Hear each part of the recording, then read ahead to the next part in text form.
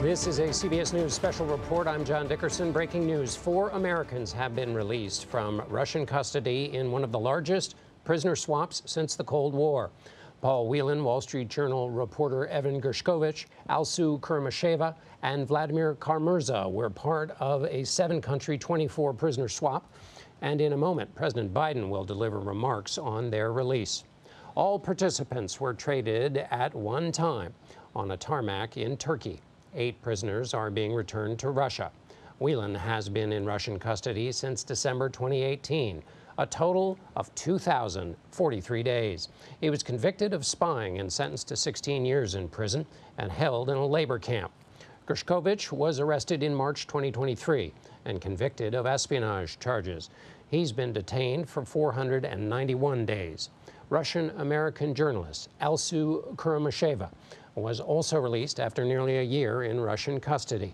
The 47-year-old, who works for the U.S. government-funded Radio Free Europe, was convicted of spreading false information about the Russian army.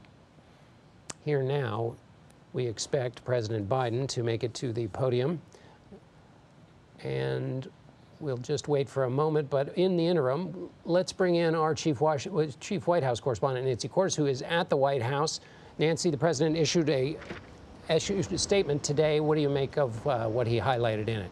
Well, I can tell you a little bit of what he had to say, John. He said that the deal that secured the freedom of 3 Americans and 1 legal resident was a feat of diplomacy. All told, he said, we've negotiated the release of 16 people from Russia, including 5 Germans and 7 Russian citizens. He went on to say that he will not stop working until every American wrongly detained or held hostage around the world is released. And he added that his administration has now brought home over 70 such Americans, John. Nancy, the shot we can see is just of a podium, but what we can't see is all the people who are in the room. Who is expected? There's supposed to be some family members in there, yes?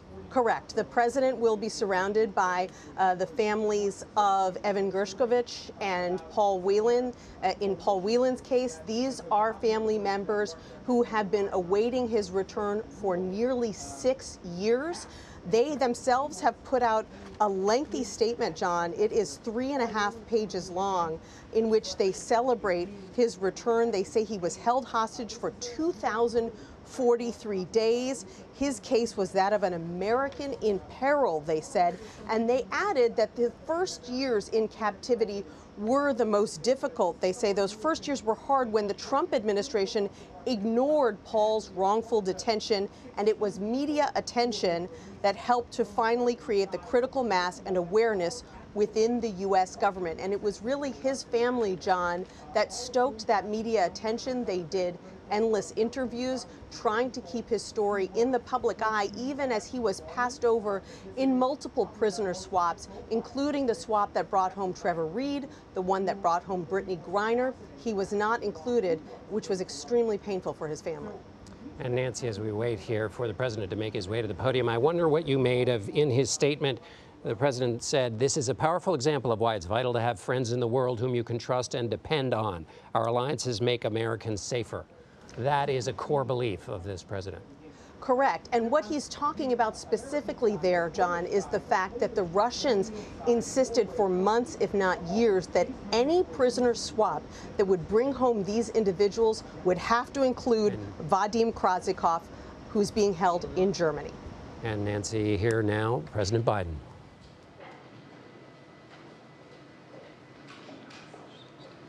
You got everybody? Well, good afternoon. And this is a very good afternoon. A very good afternoon. Today, we're bringing home Paul, Evan, Alsu, Vladimir. 3 American citizens and 1 American green card holder. All 4 have been imprisoned unjustly in Russia. Paul for nearly 6 years. Vladimir since 2022. Evan since March of 2023. And Alsu since October of 2023. Russian authorities arrested them, convicted them in show trials, and sentenced them to long prison terms with absolutely no legitimate reason whatsoever, none. Paul, a former Marine, was in Russia for a wedding. Evan, a journalist with a Russian, in Russia, was in Russia, signed by the Wall Street Journal.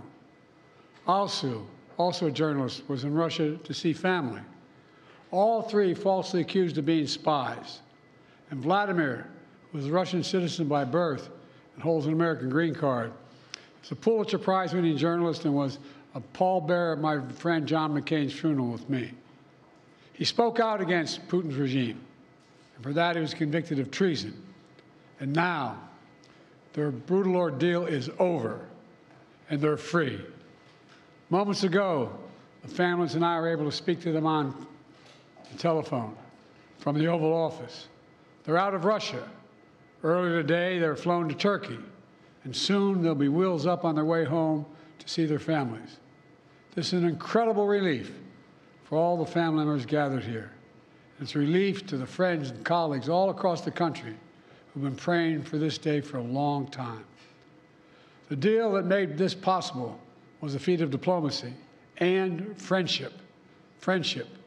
Multiple countries helped get this done. They joined the difficult, complex negotiations at my request, and I personally thank them all again. And I've thanked them personally, and I'll thank them again. All told, Russia has released 16 prisoners. 8 Russians who are being held in the West will be sent home as well. These 16 prisoners from Russia that Russia has released include 4 Americans, 5 Germans, 7 Russian citizens who are political prisoners in their own country. One of those Russians runs a human rights organization, Memorial, which won a Nobel Prize in 2022. Putin threw him in prison for voicing opposition to the war in Ukraine. 4 others work with Alexei Navalny, a political opposition leader who died in Russia prison this year. Now they can live safely abroad and continue their work of advocating for democracy if they so choose. This deal would not have been made possible without our allies. Germany, Poland, Slovenia, Norway, and Turkey, they all stepped up, and they stood with us. They stood with us. And they made bold and brave decisions, released prisoners being held in their countries who are justifiably being held, and provided logistical support to get the Americans home. So for anyone who questions whether allies matter, they do. They matter. And today is a powerful example of why it's vital to have friends in this world. Friends you can trust, work with, and depend upon, especially on matters of great consequence and sensitivity like this. Our alliances make our people safer, and we began to see that again today. Let me say this. It says a lot about the United States that we work relentlessly to free Americans who are unjustly held around the world. It also says a lot about us that this deal includes the release of Russian political prisoners. They stood up for democracy and human rights. Their own leaders threw them in prison. The United States helped secure their release as well. That's who we are in the United States. We stand for freedom, for liberty, for justice, not only for our own people, but for others as well. And that's why all Americans can take pride in what we've achieved today. I want to thank everyone in my administration who helped make this happen. Our work did not start just on day one. It started before day one. During the transition, I instructed our national security team to dig into all the cases of hostages being wrongfully detained, which were inherently, well, we inherited them from the prior administration. I wanted to make sure we hit the ground running, and we did. As of today, my administration has brought home over 70 Americans who were wrongfully detained and held hostage abroad, many since before I took office. Additionally, I issued an executive order in 2022 authorizing penalties like sanctions and travel bans on those who hold Americans against their will. And my State Department has introduced new warnings for Americans about the risk of being wrongfully detained by a foreign government. Deals like this one come with tough calls, and there are never any guarantees. But there's nothing that matters more to me than protecting Americans at home and abroad. And so we'll continue to work for the release of all wrongfully detained Americans around the world. Let me end where I began, with Paul, Evan, and also Vladimir and their families. They never gave up hope.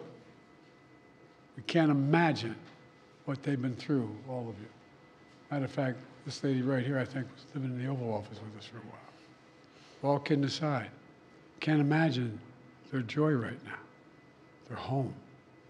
Tomorrow's a big day. The 13th birthday of Miriam. Miriam, where are you? Come here. You all know we have a tradition in the Biden family. We sing happy birthday on any birthday. You ready?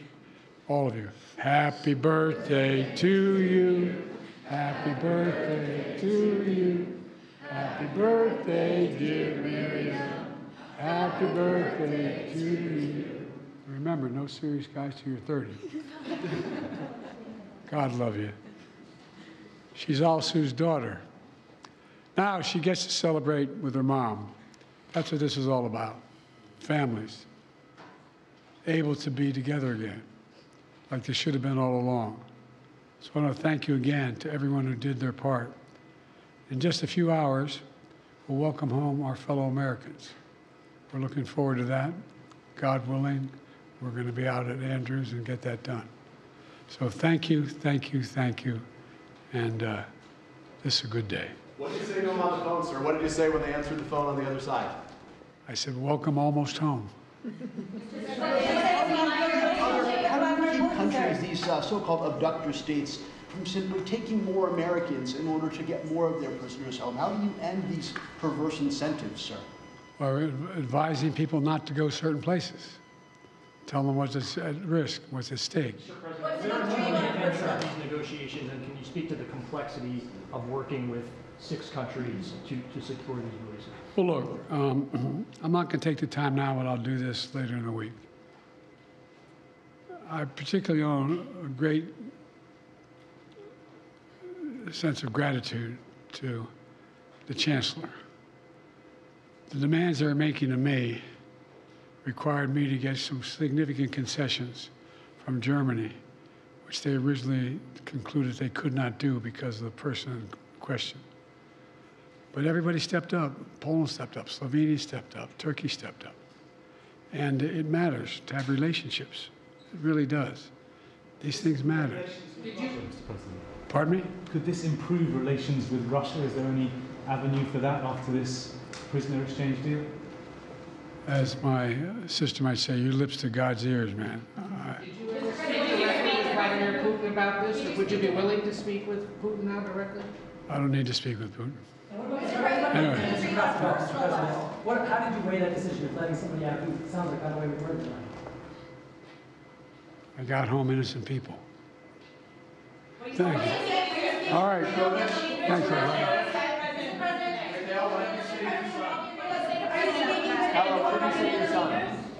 Are you speaking with Erdogan or any of the leaders about this? Say that again? Are you speaking with President Erdogan or other leaders about this? Yes, I've spoken to all the leaders about this. What did you say? And by the way, as a father, look, you heard me say this before. I mean it. My dad had a simple proposition. Family is the beginning, the middle, and the end. Blood of my blood, bone of my bone. I can think of nothing more consequential. I mean it sincerely. And having lost family, not in a different way, and not knowing what's happening, the circumstance when they're accidental, health, it matters. Mr. President, what did Germany ask for in response for their cooperation?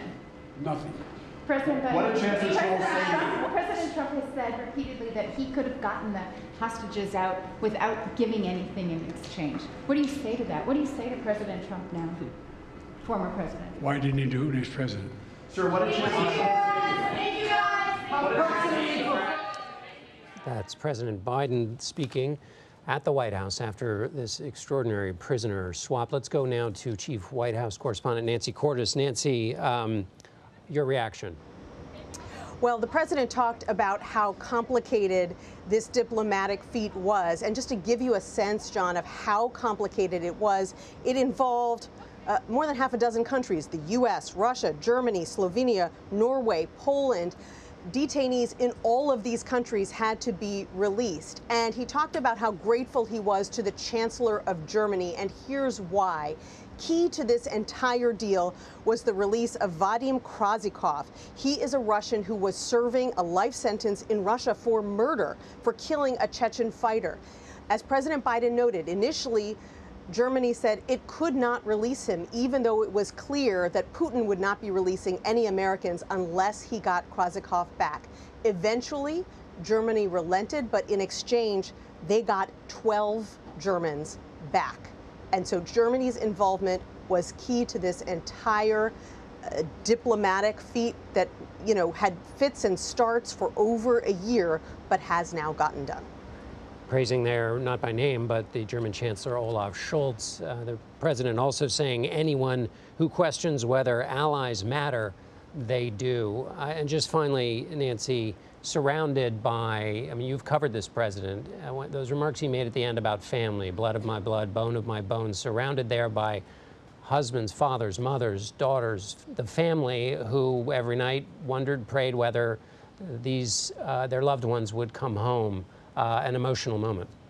Right. This is a president who famously speaks to all of his grandchildren by phone every day. Family is very important to him, and the family members who were surrounding him have been lobbying him, in some cases, for years to get this done. The Whelan family was not shy about pushing this administration to work harder when Whelan was passed over multiple times in various prisoner swaps. So you can imagine the sense of relief for not just the president, but this entire administration, that they've now been able to bring him home.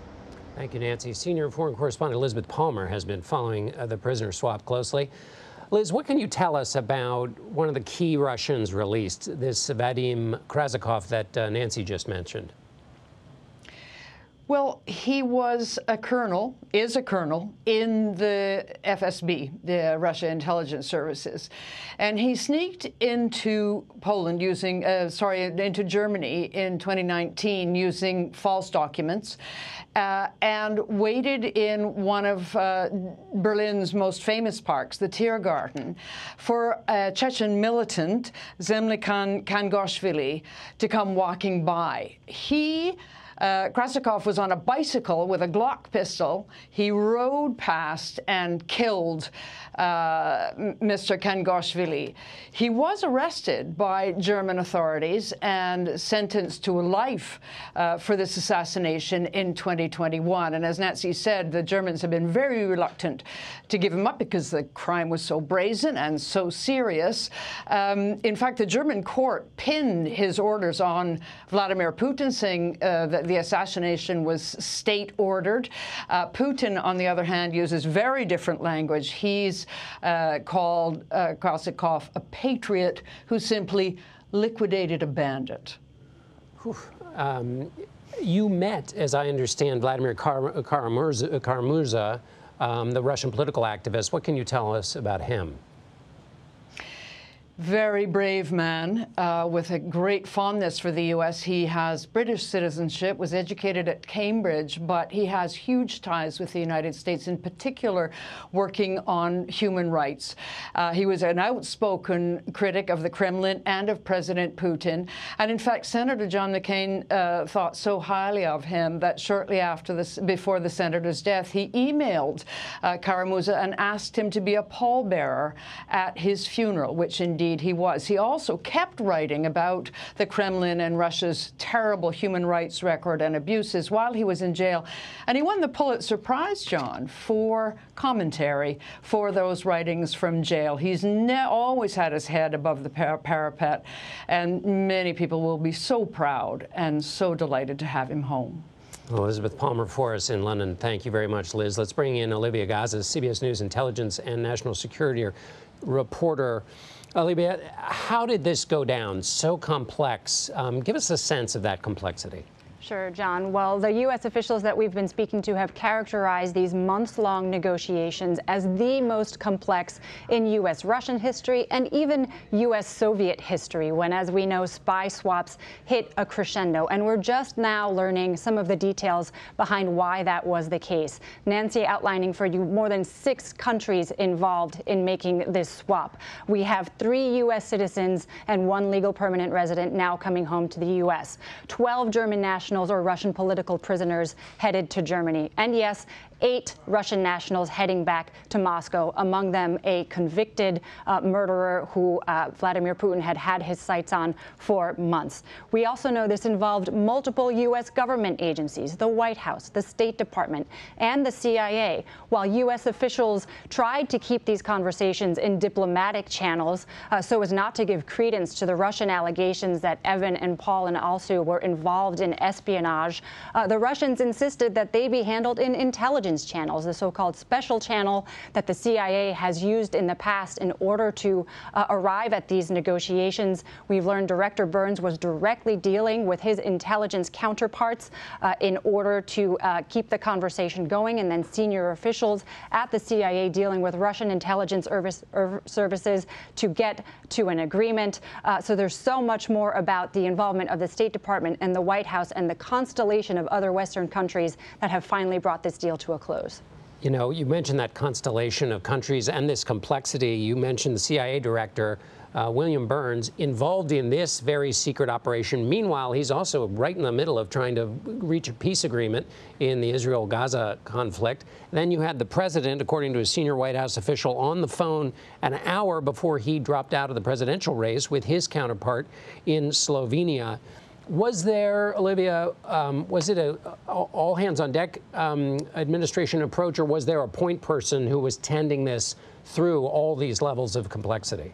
John, I think it was a multitude of officials and agencies. You also had Secretary of State Antony Blinken trying to pressure Sergei Lavrov into agreeing that this be kept into diplomatic channels, but the Russians just saying, no, we want this handled through our special channel. You have the special hostage envoy, Roger Carstens, who is dealing with families and providing support and information whenever it's not classified to the families who are so starved for information. And then, of course, you have all of the unknown officials who are handling the complicated logistics to bring it to this point. That's amazing. Thank you so much, Olivia. John Sullivan was U.S. ambassador to Russia from 2020 to 2022. He is now a CBS News contributor. Mr. Ambassador, thank you so much for joining us. First of all, can you just give us a sense? You dealt with these kinds of complex diplomatic operations. Just give us a sense of the level of complexity here, and how did this not leak? Well, thanks, John. It's great to be with you. Yes, this absolutely is a very complex deal. When I was ambassador to Russia, and before that as deputy secretary, I was involved in prior deals.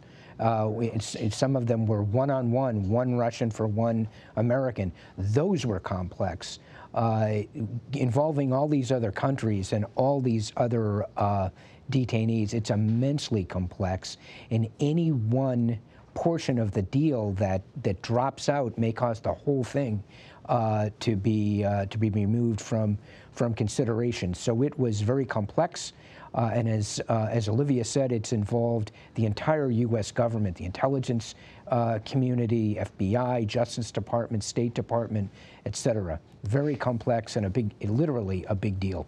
Now, Mr. Ambassador, help me understand this. The president was asked at the end of his remarks why this isn't basically an incentive for the Russians to just take Americans to get their Russians back. And the president said he would advise Americans not to go to certain places. Does that mean Russia, and does that mean Americans shouldn't go to Russia at all? Absolutely. The travel advisory for Russia is at the highest level of warning: do not travel. I tell friends and relatives, do not travel to Russia. Americans are at grave risk there. So this deal, and today we should be focusing on the Americans who've been released and their families. I know, visited many times Paul Whelan while he was in prison in a labor camp in Russia. I entertained Vladimir Karamurza at the U.S. Embassy several times.